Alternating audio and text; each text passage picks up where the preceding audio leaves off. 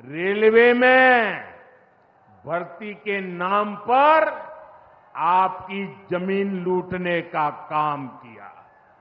सत्ता पाने के लिए सामाजिक न्याय का झूठ बोल रहे हैं। दशकों तक बिहार के दलित, पिछड़ों और आदिवासियों के पास शौचालय तक नहीं था। दशकों तक हमारे इन भाई बहनों के पास बैंक में खाता नहीं था। उन्होंने बैंकों में उनके लिए तो एंट्री बंद थी, दरवाजे तक भी घुसने नहीं दिया जाता था। बिहार के लोगों की ये दुर्दशा, ये पीड़ा, ये तकलीफ, क्या ये कांग्रेस और आरजेडी का क्या यही सामाजिक न्याय था? गरीबों को इस प्रकार से मजबूरी में जीने के लिए सारी नीतियां बनाने के आदी लोग।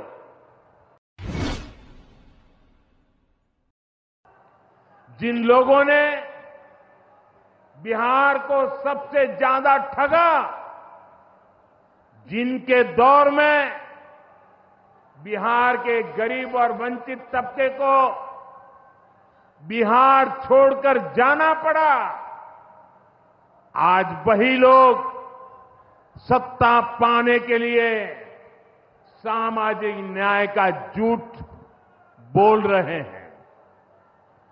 दशकों तक बिहार के दलित, पिछड़ों और आदिवासियों के पास शौचालय तक नहीं था। दशकों तक हमारे इन भाई बहनों के पास बैंक में खाता नहीं था।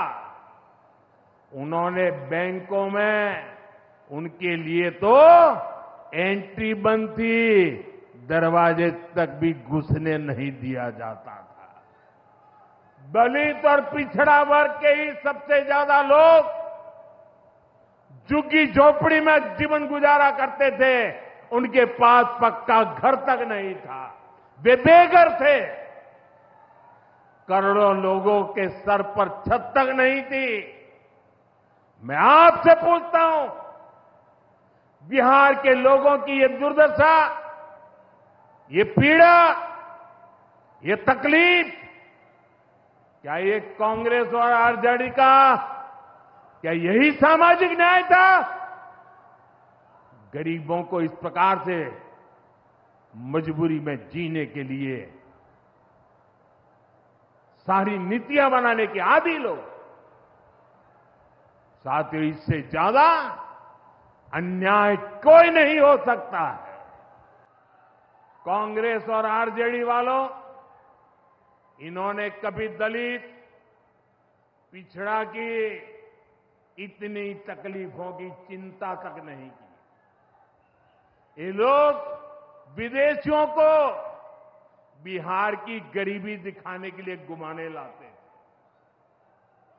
अब जब दलित, वंचित और पिछड़ा समाज ने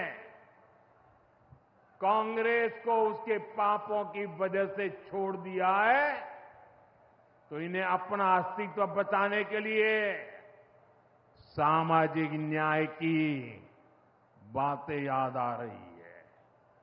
भाइयों बहनों, बिहार में और देश में सामाजिक न्याय का नया सवेरा एनडीए के दौर में दिखा है।